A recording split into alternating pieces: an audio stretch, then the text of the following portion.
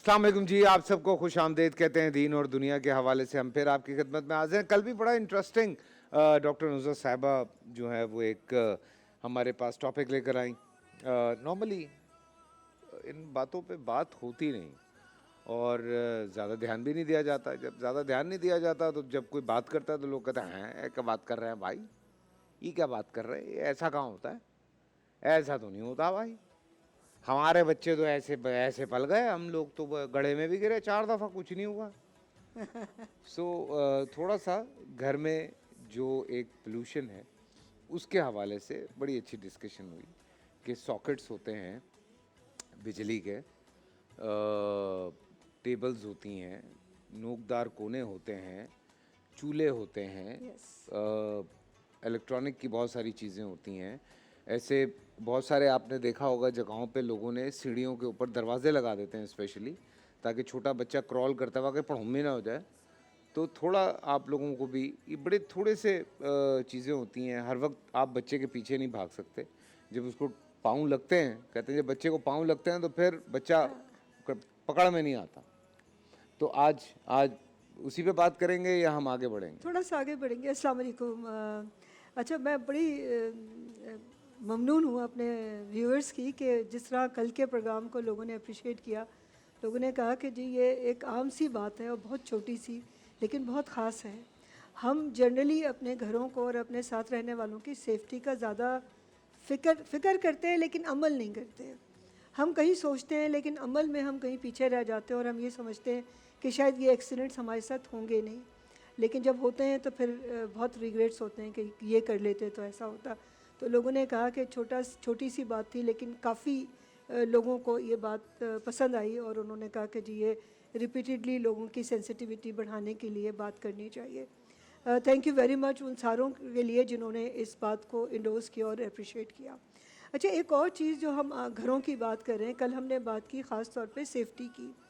जिस तरह अभी फैसल ने कहा कि जिन घरों में सीढ़ियाँ होती हैं उस पे वो डोर्स लगा देते हैं बच्चों की सेफ्टी के लिए। इसी तरह जो शार्प चीज़ें होती हैं हम नॉर्मली चीज़ें उठा के ऊपर रख देते हैं, हम कम्युनिकेट नहीं करते, उनको समझाते नहीं हैं। लेकिन मेरा ख़्याल है कि अगर एक दो लोग भी इन चीज़ों से थोड़ा फ़ायदेमंद हो जाएं तो हमारे प्रोग्राम का फ़ायदा होगा। एक और चीज़ जो हम कभी शायद सोचते भी नहीं हैं, बहुत रेयरली हमें ये फ़िक्र होती है, हमारे घर की जो इंडोर क्वालिटी है, जिसमें हम सारा वक्त सांस लेते हैं, ख़ास तौर से बच्चे और औरतें।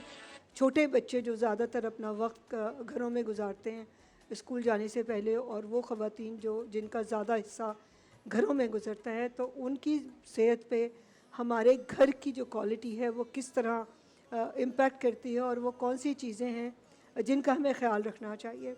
आजकल बड़ा इंटरेस्टिंगली रमज़ान है और हर घर में पकौड़े तले जाते हैं। क्यों फैसल? जी बिल्कुल। पकौड़ों के बगैर हमारे दस्तरखान जो हैं वो पूरे नहीं होते। पकौड़े तलने का मतलब ये है कि बेतहाशा ऑयल जो है वो बर्न किया जाता है घरों के अंदर। अगर थोड़ा सा आप अपने घरों में जाके और आपके जो एग्जॉस्ट फैन या जो घर की चूल्हे के ऊपर की जो फिक्सर्स है उनको देखें तो उस पर एक मोटी मोटी चिकनाई की लेयर काफ़ी मोटी सी जमी होती है। क्या कभी आपने उस लेयर को देख के सोचा कि ये हमारे लंग्स में भी जम रही होगी? तो ये तो नहीं है कि आप पकौड़े तलना छोड़ दें या आप पकौड़े खाना छोड़ दें, लेकिन ये ज़रूर हो सकता है कि आप अपने घर की जब आप कुकिंग कर रहे हों जहाँ पे ऑयल बर्न होता है तो कोशिश करें कि वो जगह वेंटिलेटेड हो। अगर वहाँ पे कोई एग्जॉस्ट का इंतज़ाम नहीं है तो घर के खिड़कियाँ और दरवाज़े खोल लीजिए, पंखे चला लीजिए, ताकि आपका जो फ्यूम्स हो रहे हैं जिसमें जो आपके लंग्स में भी वो सारे ऑयल जो है वो जमा हो रहे वो कहीं डिस्पर्स्ड आउट हो जाए। कुछ छोटे मोटे प्लांट्स लगा लीजिए, अगर आपके घर में कहीं धूप आती हो तो वो भी एक अच्छी रेमेडी है आपके घर को क्लीन एयर रखने के लिए।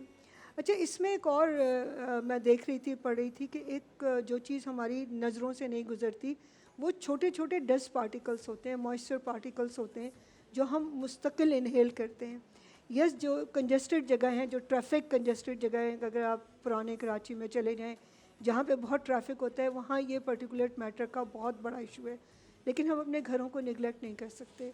हमारे घरों में जो स्मॉल पार्टिकल्स होते हैं, माइक्रो पार्टिकल्स हैं 2.5 माइक्रोन के, वो हमारे लंग्स में डीपली चले जाते हैं और आप देखें बहुत सारे लोगों को एलर्जी हो जाती है, अस्थमा हो जाता है हम डॉक्टर्स के पास जाते हैं लेकिन अपने घरों को रिविज़िट नहीं करते कि जो हमें सांस की मुख्तलिफ बीमारियां हो रही हैं, हमारे गले ख़राब हो रहे हैं, उसकी बेसिक वजह क्या है।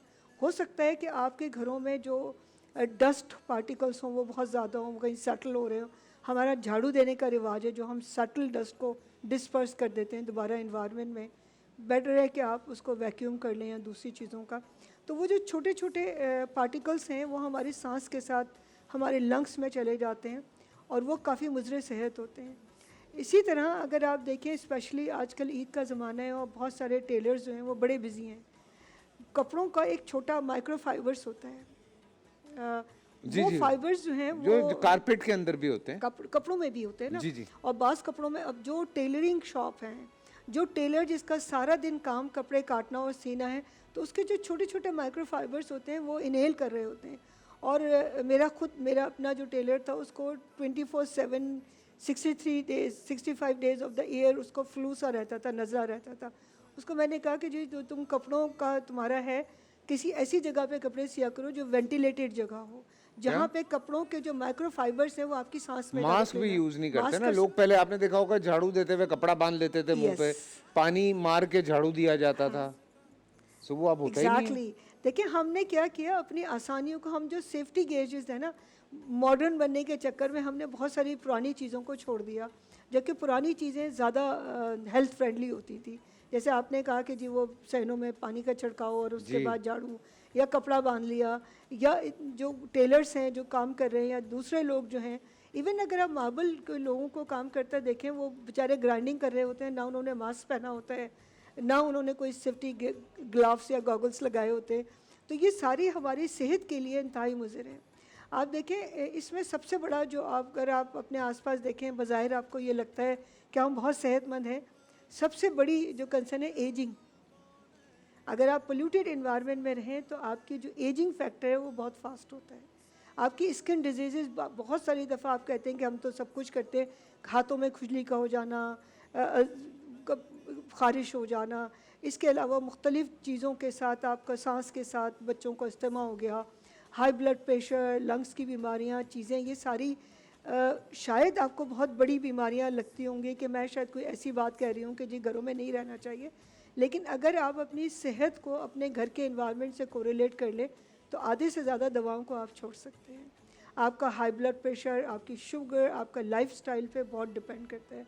अगर आप किसी क्लीन एयर में थोड़ी देर के लिए ब्रीथ कर लें, सांस ले लें, तो आपके बहुत सारे लंग्स के प्रॉब्लम। और सबसे बड़ी जो रेमेडी है आपके लिए वो पानी का पीना। जितना ज़्यादा आप पानी पिएंगे आपके सिस्टम का फ्लशिंग होती है।